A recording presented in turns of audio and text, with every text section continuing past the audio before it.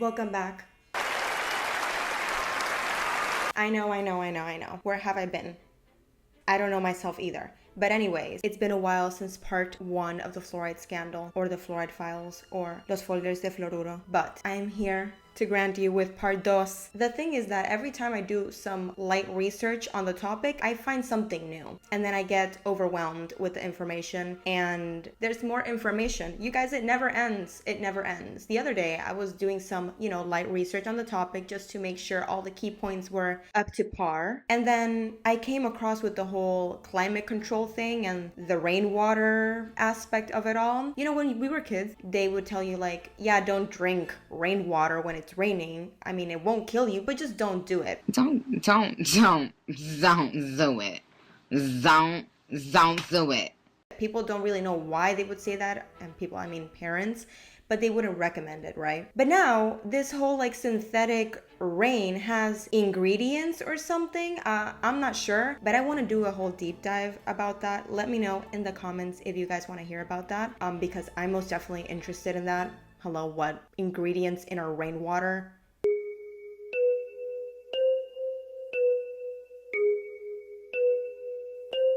There's always something new manipulating the water, which I think is because water is actually very important and has very spiritual and healing psychological aspects. So manipulating the water is like taking a shorter route to controlling humans. Anyways, I'm getting to conspiracy mode already. Sorry, it's my default, honestly. Before we start, let's give a round of applause to our new mate in the collection. She is solid stainless steel, and she is gorgeous. She is a moment. She's just missing the 3 stars. If you know, you know. Just a little recap on the last video. If you did not see the first part of the fluoride files, I 110% suggest you do, especially if you don't know what sodium fluoride is. It's just a light introduction to why sodium fluoride was actually placed in our water supply in the first place. So check that out before you come into this video. And if you don't, it don't matter. Honestly, do whatever you want. The only freedom we have is the freedom of choice in this life. So choose what makes you happy. But before we start, I want to thank you, fellow human being that's watching this, for sharing this moment in time with me and for being open to questioning reality with me. Gracias.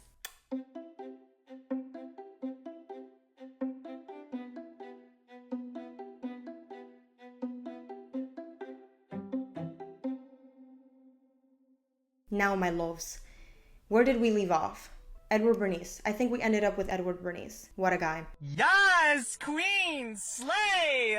Now, this is all alleged. This is purely for entertainment purposes only and for spreading gossip, okay? Because that's fun. In today's video, we're going to focus more on the effects sodium fluoride has in our physical body. Since sodium fluoride is literally everywhere in our lives, we drink it every day, especially if you drink from tap water. Why are we still doing that, honestly? If you drink bottled water, most bottled water is fluoridated. Most products that we use, whether it be hair care products, skincare products, toothpaste, obviously has sodium fluoride in it. Basically, we have sodium fluoride literally everywhere. So this video is gonna touch more on the effect sodium fluoride has in our physical body and in our spiritual body as well. Now, what I found very fascinating in this whole subject of sodium fluoride is that sodium fluoride is the only chemical placed in our water supply that is meant to treat us. Not the water, but the humans, the people that consume it. That's why if you search sodium fluoride, it's considered a pharmaceutical. It's the only chemical placed in our water supply that is meant to treat us, the consumers, rather than the water.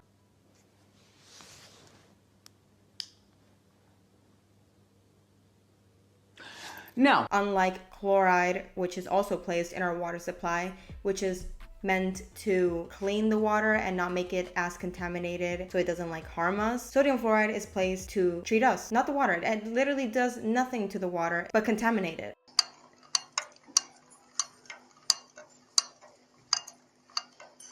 And you guys, sodium fluoride, just to put into perspective, isn't that far off from chemicals like DDT, Agent Orange, asbestos, and GMOs.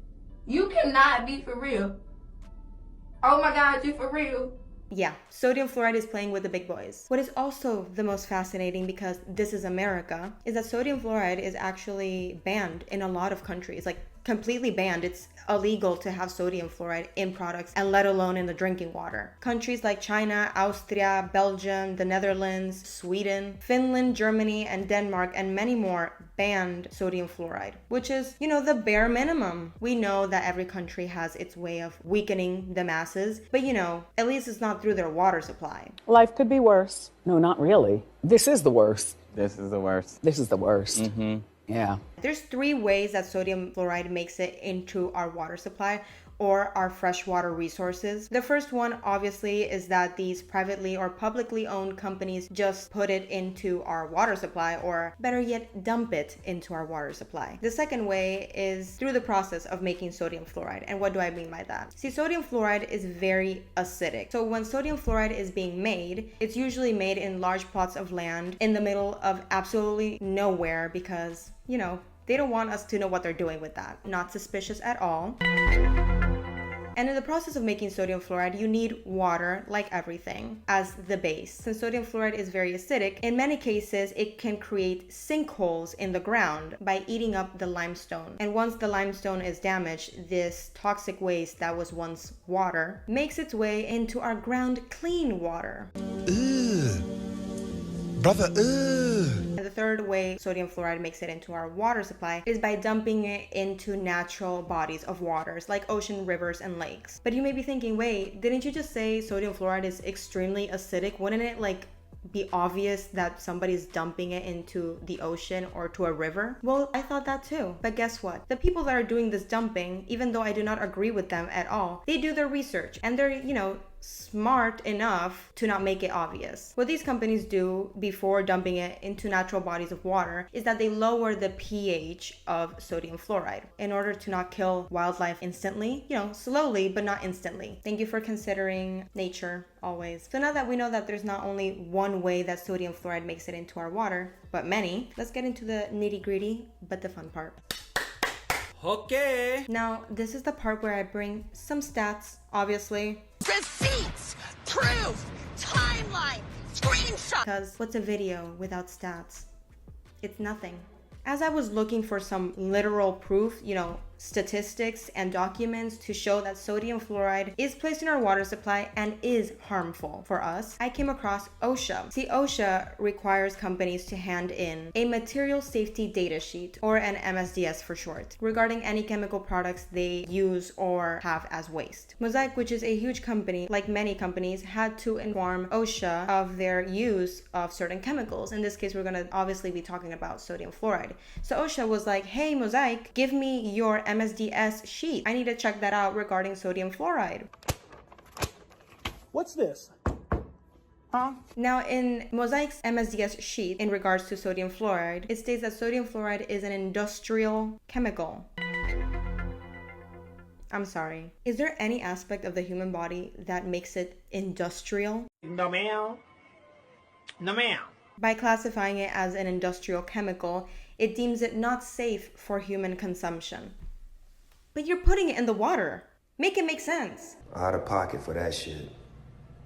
Way out of pocket. What do you gain from that? And its health hazard sheet includes a lot of other concerning facts. But the alarming part, if that wasn't alarming enough, the side effects sodium fluoride has in our biological human body. Because you guys, fluoride can cause the following: the inactivity of 62 enzymes, increase the aging process. I'm gonna do a side note on this. We have sodium fluoride that is placed in our water supply, correct? Oh my god, I need to calm down.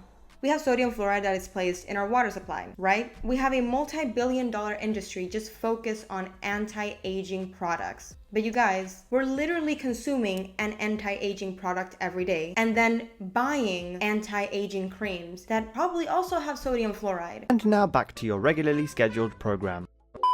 Disrupts the immune system. The part that I'm just baffled about is that we drink this every day. We consume a level of sodium fluoride every day, and these are its side effects. You guys, let's continue, because causes genetic damage. Pardon me? Genetic damage as in DNA damage? This is personal. Creates hormonal problems. Again, Not a shocker that almost everybody has hormonal problems. And the way it causes hormonal problems is through the calcification of the thyroid gland and many other lymphatic glands. But besides its large side effects on our human body, some people believe it has a very sinister side effect on our spiritual body, especially its effect on the pineal gland, which for many countries, religions, and cultures, the pineal gland may represent the third eye, the seat of the soul, or the connection to God or a higher power, which makes a lot of sense because the pineal gland does have a lot of biological importance since it secretes two very important hormones, which are DMT and melatonin. We all know that melatonin helps us go to sleep and it helps us recover, but melatonin is actually much more important than that. Melatonin actually helps regulate all the hormones in our bodies. So yeah, she's kind of a queen for that. She's got a point. She's an icon. She's a legend. And she is the moment. Now, come on now. The pineal gland is also very rich in calcium hydroxide, which this is the connection it has to sodium fluoride. So you may be asking, why does sodium fluoride have an affinity to the thyroid gland or the pineal gland? Well, it's because they are very rich in calcium hydroxide. And when sodium fluoride enters our body, it kind of sticks to anything that is rich in calcium hydroxide. And by doing that, it calcifies any of those areas. That is why a high dosage or a high amount of sodium fluoride in our body can cause the calcification of our pineal gland or our thyroid gland. If you don't know what calcification is, it's basically what Medusa does to people. It kind of makes them stiff. Actually, no part in our body, especially the brain, should be calcified or stiff. Let's go back to why sodium fluoride is recommended to use for our teeth. You know how the dentist tells you, oh, sodium fluoride or fluoridated toothpaste can make your teeth stronger, but an excess amount of fluoride can actually cause dental problems. Who would have thought?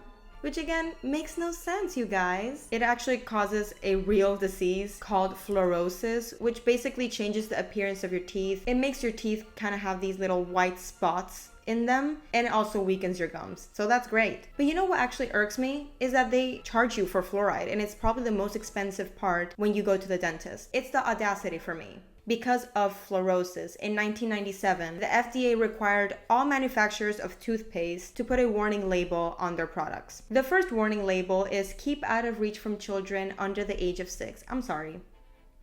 I've definitely seen children use Colgate to clean their teeth under the age of 6, so that's concerning. They should probably put that like in the front part of the toothpaste. And the second warning is to not swallow toothpaste. Not even a bit. It actually states to please contact poison control immediately if you swallow toothpaste.